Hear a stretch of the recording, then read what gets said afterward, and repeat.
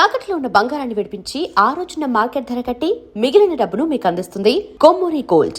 So budget గురించి బోల్డ్ and expectations ఉన్నాయి. But for the first time హిస్టరీలో ఒక సండే రోజు పెట్టారు అంటేనే చాలా హై ప్రయారిటీ కింద ఉంది అనుకున్నప్పుడు మనకు లభించింది ఏంటి, ఏమొచ్చింది? మనం ఎన్ని రిక్వెస్టులు చేసినప్పటికీ ఏది రాలేదు, కేవలం ఒక హై స్పీడ్ రైల్ తప్ప ఇంకేం లేదు అనేటువంటి మాట నిజం కాదంటారా? ఫస్ట్ ఆఫ్ ఆల్ బడ్జెట్ అంటే వీళ్ళు అర్థం చేసుకోవాలి. బడ్జెట్లో పాలసీ అనౌన్స్మెంట్స్ ఉండదు. ముందట్లాగా 10 సంవత్సరాల ముందు 15 సంవత్సరాల ముందు పాలసీ అనౌన్స్మెంట్ బడ్జెట్లో వస్తుండే. అంటే మేము ఏం చేయబోతున్నాం అనేది. ఇప్పుడు ఏం చేయబోతున్నామని చెప్పేది బడ్జెట్ బయట వస్తుంది. పాలసీకి డబ్బులు అక్కర్లేదు, అనౌన్స్మెంట్ అది.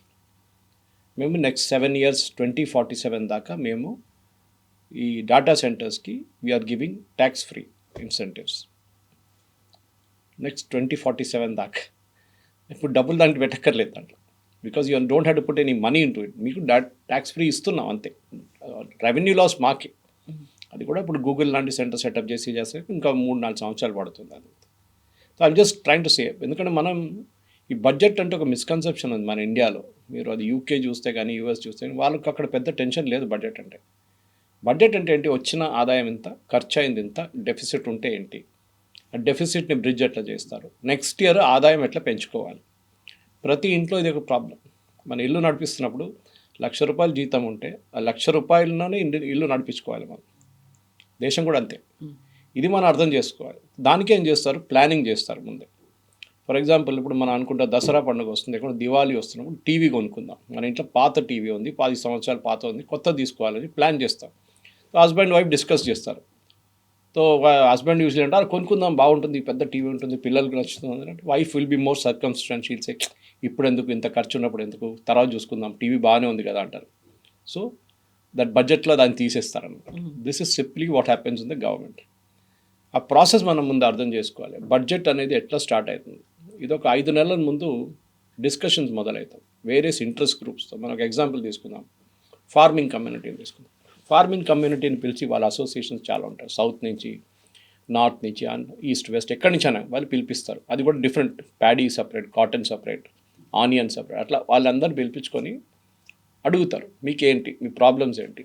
వాళ్ళని చెప్తారు మాకు సీడ్స్ దొరకట్లేదు, విత్తనాలు దొరకట్లేదు, యూరియా తగ్గిపోయింది, మాకు ఎంఎస్పి సరిపోవట్లేదు, చాలా డిమాండ్స్ పెడతారు వాళ్ళు. అది కాకుండా మాకు కిసాన్ క్రెడిట్ కార్డులో అమౌంట్ కొంచెం పెంచండి, ఇదంతా నోట్ చేసుకుంటారు. ఇట్లనే దాని తర్వాత అగ్రికల్చర్ మినిస్ట్రీ వాళ్ళని పిలుస్తారు. చూడండి వీళ్ళు అంటున్నారు వీళ్ళకు ఎంఎస్పి సరిపోవట్లేదు అంటే వాళ్ళు ఏమంటారు, కాదు సరిపోతుంది చూడండి, మేము ఇంత ఇచ్చాము, లాస్ట్ 10 సంవత్సరాలు ఇంత పెంచుకుంటూ వెళ్ళాము, వాళ్ళ ప్రొడక్షన్ కాస్ట్ ఎంత, దాని మీద మేము 30% ఇచ్చి ఎంఎస్పి ఇస్తున్నాం అంటే దెన్ ఇట్స్ క్లారిఫైడ్. అట్లనే అన్ని సెక్టర్స్కి. సో లెదర్ ఇండస్ట్రీ, మీరు టెక్స్టైల్ ఇండస్ట్రీ, వీళ్ళందరినీ మినిస్ట్రీ వాళ్ళని పిలిపిస్తారు, వీళ్ళని పిలిపిస్తారు, గ్రూప్స్ని పిలిపిస్తారు. అందరితో చర్చ అయినప్పుడు దెన్ ఒక ఓవరాల్ పిక్చర్ వచ్చేస్తుంది, మనకి ఏం కావాలి, ఏం చేయాలి అనేది. అది వచ్చినప్పుడే మనకి మన వర్క్ స్టార్ట్ అవుతుంది. వాళ్ళు ఏం చేస్తారు, ఫస్ట్ ఒక డ్రాఫ్ట్ తయారు చేస్తారు, బడ్జెట్ డ్రాఫ్ట్. ఏంటంటే ఈ సంవత్సరం మనకి రాబోయే ఆదాయం ఎంత, ఇంకా కాలేదు కదా, వీఆర్ ఓన్లీ ఇన్ ఫిబ్రవరిలో, ఇంకా 2 నెలలు ఉన్నాయి. సో రాబోయే టిల్ డిసెంబర్ మనకి ఎంత వచ్చింది, జనవరి కూడా క్యాలిక్యులేట్ చేయలేము ఇప్పుడు. సో డిసెంబర్ దాకా మనకు వచ్చిన రెవెన్యూ ఎంత, మనం ఎస్టిమేట్ చేసిన రెవెన్యూ ఎంత, డెఫిసిట్ ఎంత, లేకుంటే ఓవర్ ద డెఫిసిట్ మనకు ప్లస్ ఎంత ఇస్తుంది అనమాట. So excess amount we are getting. అదన్నీ చూసిన తర్వాత వీళ్ళు ఓవరాల్గా అలాట్మెంట్ చేస్తారు ప్రతి మినిస్ట్రీకి. I'll just take an example. Last year ₹1,00,00,000 ఇచ్చారు ఒక మినిస్ట్రీకి. ఈసారి 80,000 ఇవ్వలేము కదా, తగ్గిస్తే వాళ్ళు ఏడ్చుకుంటారు. ఎందుకంటే అదే మినిస్ట్రీ కింద ఒక 30 డిపార్ట్మెంట్లు ఉంటుంది, 20 ఇన్స్టిట్యూట్లు ఉంటుంది, ఒక 50,000 మంది ఎంప్లాయీస్ ఉంటారు, వాళ్ళ ప్రోగ్రామ్స్ ఉంటుంది, వాళ్ళ విత్తనాలు. ఇప్పుడు టెక్స్టైల్ అనుకోండి, టెక్స్టైల్ వాళ్ళకు కొన్ని ఇన్సెంటివ్స్ కానీ, వాళ్ళ యాన్ కానీ, కమిటీ చాలా ఉంటుంది ఎక్స్పెండిచర్ వాళ్ళకి. ఇదంతా చూడాలంటే వాళ్ళకు ఒక లిస్ట్ ఉంటుంది, దాని ప్రకారం నెక్స్ట్ ఇయర్ ఒక 10% అయినా పెంచాలి మనం. So they make an allotment for that అనమాట.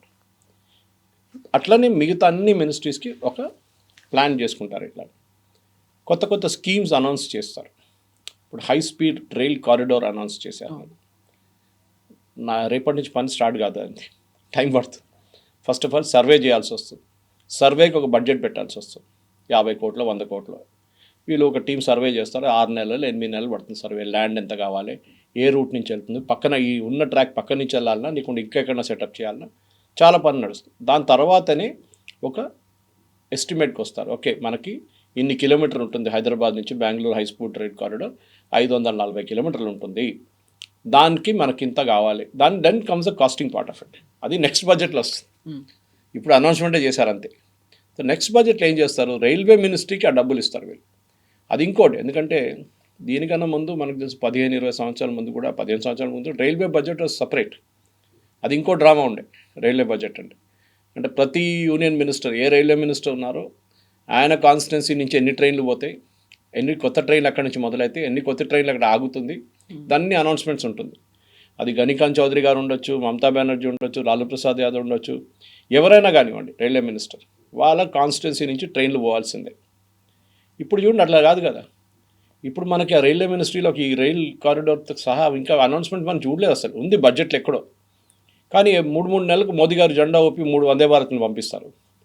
ఇప్పుడు మనం అనుకుంటే దీని బడ్జెట్ ఎక్కడి నుంచి వచ్చింది, మనం అడగలేదే. దాని బడ్జెట్ ఆల్రెడీ అలోకేట్ చేశారు. బహుశా పోయిన సంవత్సరం చేస్తుంటారు, దానికన్నా ముందున్న సంవత్సరం చేస్తుంటారు.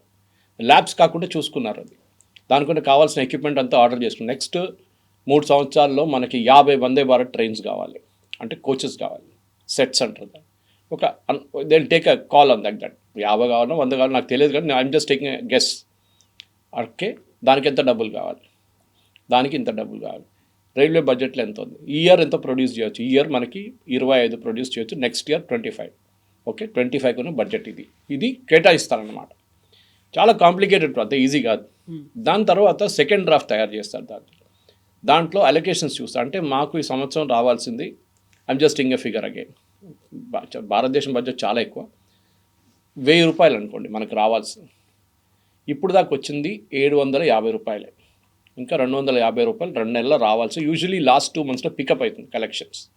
టార్గెట్ ఇస్తారు వీళ్ళు, ఇన్కమ్ ట్యాక్స్ డిపార్ట్మెంట్ కానీ మిగతా డిపార్ట్మెంట్, జిఎస్టీ వాళ్ళందరికీ ఉంటుంది. వాళ్ళు స్పీడప్ చేస్తారు కలెక్షన్.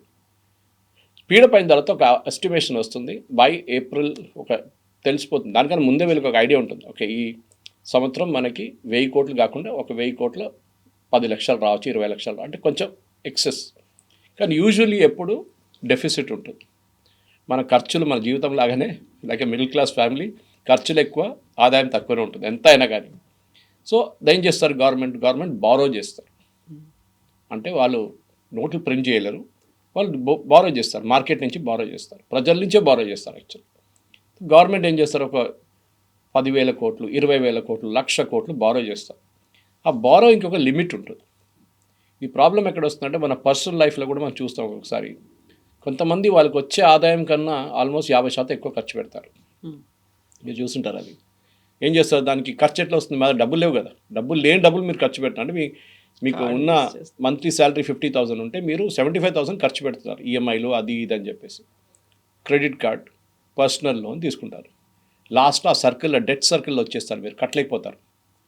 ఓకే, అది గవర్నమెంట్ కూడా అదే ప్రాబ్లం ఉంది. తెలంగాణ గవర్నమెంట్ ఉండొచ్చు, కేరళ గవర్నమెంట్ ఉండొచ్చు, మహారాష్ట్ర గవర్నమెంట్ ఉండొచ్చు, యూనియన్ గవర్నమెంట్ కూడా, వీళ్ళందరూ అప్పు తీసుకుంటారు. కానీ ఈ అప్పు అంతా మెజర్ చేసేటంటే percentage of GDP, state GDP or central GDP. ఆ జీడిపికి ఒక పర్సంటేజ్ మీరు బారో చేస్తే ప్రాబ్లం లేదు. డెఫిసిట్ పర్సంటేజ్ ఉంటుంది. For example union government deficit ఇప్పుడు 55.4. Okay, that is the deficit for the union government percentage wise, which is healthy, no problem. అది ఇంకా తగ్గించుకుంటే బాగుంటుంది. కానీ కోవిడ్ టైంలో అది 70 దాకా వెళ్ళింది, బికాజ్ ఆదాయం లేకుండా. చాలా బారో చేయాల్సి వచ్చింది.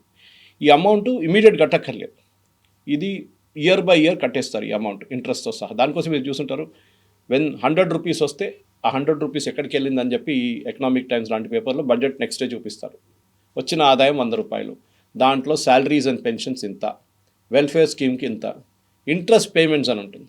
ఇది ప్రిన్సిపల్ అమౌంట్ మాట్లాడలేదు, ఇంట్రెస్ట్ పేమెంట్.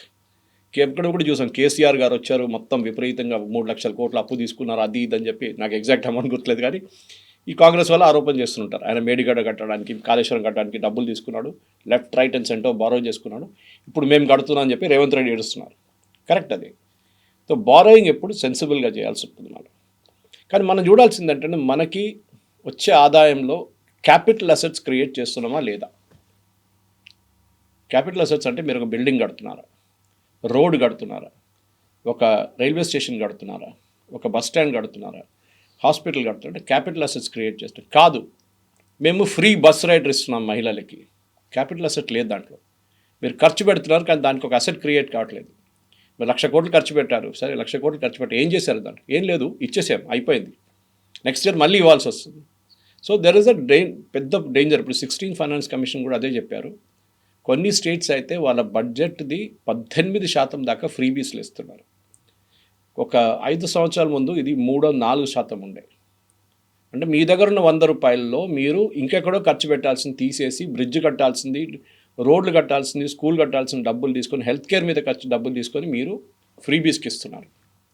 మీకు ఎక్స్ట్రా అమౌంట్ ఎక్కడ రావట్లేదు, ఉన్న అమౌంట్ అడ్జస్ట్ చేసుకోవాల్సి వస్తుంది. ఫైనాన్స్ మినిస్టర్ పని అది. ఇది చాలా డేంజరస్. బట్ కొన్ని సిల్వర్ లైనింగ్స్ ఉన్నాయిలే. ఎందుకంటే ఈ బడ్జెట్ నేను చెప్పాను చూడండి, మన మిడిల్ క్లాస్ ఎక్స్పెక్టేషన్ అంటే ఇన్కమ్ ట్యాక్స్ తగ్గిందా, మనకి ఇంకేమైనా తగ్గిందా. జిఎస్టీ వచ్చిన తర్వాత, జిఎస్టీ బడ్జెట్ నుంచి బయటికి వెళ్ళిన తర్వాత బడ్జెట్లో రొమాన్స్ పోయింది మొత్తం. అంత టెన్షన్ లేదు బడ్జెట్. మీరు చూడండి, ముందు బడ్జెట్ ప్రజెంట్ చేస్తున్నప్పుడు యశ్వంత్ సిన్హాను, అదే మన దానికన్నా ముందున్న ఫైనాన్స్ మినిస్టర్స్ ఎవరైనా, మన్మోహన్ సింగ్ గారు కూడా ప్రజెంట్ చేశారు ఒక్కోసారి, అరుణ్ జైట్లీ గారు, చిదంబరం చేశారు. అప్పుడు చాలా టెన్షన్ ఉండే, ఏం పెంచేస్తారో, సిగరెట్ పెంచిపోతే మందు పెంచుతారో, అక్కడ చెప్పులు కాస్ట్లీ అవుతుందో, లేకుంటే ఇక్కడ టెలివిజన్ సెట్ కాస్ట్లీ అవుతుందో, ఇదే ఉంటుంది. ఇప్పుడు అదంతా జిఎస్టీ బయటికి వెళ్ళిపోయింది. ఇప్పుడు ఆ జిఎస్టీ ఎలిమెంట్ వెళ్ళిన తర్వాత బడ్జెట్లో ఎక్కువ ప్రొనౌన్స్మెంట్స్ లేవు. ఈసారి జిఎస్టీ రేషనలైజేషన్ జరిగినప్పుడు మనకు గుర్తుంటుంది, 4 స్లాబ్ నుంచి 2 స్లాబ్ చేశారు. అది అవుట్ సైడ్ బడ్జెట్ జరిగింది. అది కూడా 6 నెలల ముందు. బడ్జెట్తో సంబంధం లేదు, కానీ బడ్జెట్తో సంబంధం ఉంటే ఉంది. ఎందుకంటే budget collection of GST also comes in to the budget. కానీ జిఎస్టీ కలెక్షన్ చూడండి, మీరు మొదలైనప్పుడు ఫస్ట్ జిఎస్టీ కలెక్షన్ 45,000 కోట్లు ఎంతో ఉండే నెలకి. ఇప్పుడు 2 లక్షలు నడుస్తాం. అంటే ఆ బేస్ ఎక్స్పాండ్ చేశారు వాళ్ళు. ప్రతి పానీపూరి వారిని, పాండబ్బా వారిని అందరూ వేసుకున్నారు ఇప్పుడు జిఎస్టీ వాళ్ళు. యూపీఐ కొట్టంగానే వాడు చూపిస్తుంది వాడు అమౌంట్ ఎంత అని చెప్పేసి, ప్రతిరోజు బ్యాంకులో ఎంత పడుతుందని తెలుసు. ఇన్కమ్ ట్యాక్స్ వాళ్ళకి నోటిఫికేషన్ వస్తుంది. దట్స్ అ బ్రాడ్ పిక్చర్ అనమాట. కానీ బ్యాంక్లో కూడా ప్రాబ్లం ఉంది మన దగ్గర. ఇప్పుడు లేటెస్ట్ రిపోర్ట్ నిన్న చూసాను ఎకనామిక్ టైమ్స్లో, బ్యాంక్ డిపాజిట్ తగ్గిపోయింది అనమాట. ఇప్పుడు దానికి కారణాలు ఉన్నాయి. మన జనరేషన్ బ్యాంక్లో డబ్బులు వేస్తారు, శాలరీ నుంచి తీసేటప్పుడు కూడా బ్యాంకులో కొంచెం ఉంచుకుంటాం మన ఎమర్జెన్సీ కోసం. ఒక 50,000 1,00,000 వస్తే ఎక్స్ట్రా ఏదైనా దాని నుంచి వచ్చినప్పుడు దాన్ని ఎఫ్డీలు వేసేస్తాం. ఇప్పుడున్న జనరేషన్కి ఎఫ్డీతో సంబంధం లేదు. You're not bothered about FD. వాళ్ళు గోల్డ్లో పెడతారు ఇన్వెస్ట్మెంట్, స్టాక్స్లో పెడతారు ఇన్వెస్ట్మెంట్, క్రిప్టో కరెన్సీలో పెడతారు ఇన్వెస్ట్మెంట్, ల్యాండ్ కొనుక్కుంటారు, లేకుంటే అపార్ట్మెంట్ కొనుక్కుంటారు. ఇప్పుడున్న జెన్జీ జనరేషన్కి దట్ ఈస్ మోస్ట్ ఇంపార్టెంట్. వాళ్ళు బ్యాంక్లో తక్కువ డబ్బులు పెట్టినప్పుడు బ్యాంక్ వాళ్ళకి లోన్ ఇవ్వడానికి ప్రాబ్లం అవుతుంది. That has been discussed in this budget. కానీ అన్నిటికన్నా మంచిది ఏంటంటే bank NPS, non performing assets చాలా ఎక్కువ ఉండే 15 సంవత్సరాల ముందు. ఎస్పెషల్లీ మోదీ గవర్నమెంట్ వచ్చి ఫస్ట్ ఇయర్లోనే వీళ్ళు బ్యాలెన్స్ షీట్ క్లీనప్ మొదలుపెట్టారు. అప్పుడు దాకా బ్యాలెన్స్ షీట్లో లాసెస్ అన్నీ దాచేశారు, మొత్తం పక్కన చూపించట్లేదు. అది ఒక తప్పు, చాలా పెద్ద తప్పు ఆడిటర్స్ చేసింది. కానీ దాని తర్వాత అరుణ్ జైట్లీ గారు కానీ తర్వాత నిర్మలా సీతారామన్ గారు they said cleanup the balance sheet totally. ఆ బ్యాలెన్స్ షీట్ క్లీనప్లోనే చాలా మటుకు బ్యాంక్స్లో ఉన్న చాలా అమౌంట్స్ రైట్ ఆఫ్ చేయాల్సి వస్తుంది, లేకుంటే వేవ్ ఆఫ్ చేయాల్సి వస్తుంది. ఈ టర్మ్ మీరు వినుంటారు, మోదీ గవర్నమెంట్ 1,00,000 కోట్లు రైట్ ఆఫ్ చేసేసారు. ప్రజల డబ్బులు, ప్రజల సొమ్ము అదానీ, అంబానీ, విజయ్ మాల్యా, మెహుల్ చోక్సీ, నీరవ్ మోడీ తీసుకెళ్ళిపోయారు. కాదు, right of is accounting term. మీరే కామర్స్ స్టూడెంట్ దగ్గర అడగండి, లేకుంటే చార్టర్డ్ అకౌంట్ వాళ్ళు చెప్తారు. బ్యాలెన్స్ షీట్ని బ్యాలెన్స్ చేయాలంటే లెఫ్ట్ ఉన్న అమౌంట్, రైట్ ఉన్న అమౌంట్ ఒకటే ఉండాలి. సో మీ దగ్గర డెఫిసిట్ ఉంటే మీరేం చేస్తారు, మీ దగ్గర డబ్బులు రావాలి, ఎవడో మీకు డబ్బులు ఇవ్వలేదు, కానీ మీ అకౌంట్లో ఆ డబ్బులు ఉంది, ఇవ్వాల్సి వస్తుంది. మీకు వస్తుంది, ఏదో ఒక రోజు వస్తుంది, ఇప్పుడు రాలేదు. సో మీరు రైట్ ఆఫ్ చేసి ఏం చేస్తారంటే బ్యాలెన్స్ షీట్లో అది ట్రాన్స్ఫర్ చేసి ఒకసారి ఏఆర్సీ కంపెనీస్ పంపిస్తారు. ఇది అసెట్ రికన్స్ట్రక్షన్ కంపెనీస్. మీరు చూస్తుంటారు, ఒక్కొక్కసారి కొంతమంది పేమెంట్ చేయకపోతే బ్యాంక్ వాళ్ళు కాల్ చేయరు, ఎవరో కలెక్షన్ ఏజెంట్ వాళ్ళు కాల్ చేస్తారు. దాని తర్వాత it is there responsibility collect. వాళ్ళకి వీళ్ళు 1,000 కోట్లు మాకు రావాల్సింది, మీరు తీసుకోండి అంటే వాళ్ళు ఒక డిస్కౌంట్ తీసుకుంటారు. దాని నుంచి 200 కోట్లు మా కమిషన్ ఇవ్వండి, మా ఖర్చులు ఉంటుంది, ఎందుకంటే అంతా చేసి చేయాల్సి వస్తుంది. అమౌంట్ రాదని కూడా గ్యారంటీ లేదు, అది కూడా లేదు. So bank NPS is very healthy sign. ఇప్పుడు ఓన్లీ 0.5%. చాలా మటుకు మన బ్యాలెన్స్ షీట్ క్లీనప్ చేశారు బ్యాంక్స్ది, which is a great thing. ఎందుకంటే బ్యాంక్ డబ్బులు సొమ్ము ప్రజల సొమ్ము, అది యాక్చువల్లీ అది పోతేనా అది ఎవరు తీసుకెళ్ళినా కానీ ఇప్పుడు విజయ్ మాల్యా గురించి ఇంత చెప్పినా కానీ Vijay Mallya total out standing was 9,000 crores. Service tax case మన పిఎఫ్ కేసులు పక్కన పెట్టండి, బ్యాంక్ నుంచి తీసుకున్న అప్పులు 9,000 కోట్లు.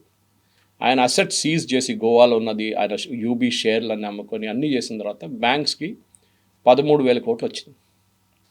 అంటే ఒకటో రెండో బ్యాంకు 6 బ్యాంకులు అనుకుంటాను. అంటే వాళ్ళకు మోర్ దెన్ ద అమౌంట్ వచ్చేస్తుంది, principal of interest. So bank cleanup చాలా బాగా జరుగుతుంది. ఇంకోటి అంటే మన ఈ బడ్జెట్ అర్థం చేసుకోవాలి, especially this budget Nirmala Sitharaman గారిని ప్రజెంట్ చేసిన బడ్జెట్ చాలామంది అన్నారు నో బిగ్ బ్యాంగ్ అనౌన్స్మెంట్ దాంట్లో అర్నబ్ గోస్వామి ఇలాంటి వాళ్ళు ఉండదు. ఎందుకంటే ఈ బడ్జెట్ ఒక టెస్ట్ క్రికెట్ బడ్జెట్, 5 రోజుల ప్లే అన్నమాట. ఇది 5 రోజుల గేమ్, ఇది T20 కాదు.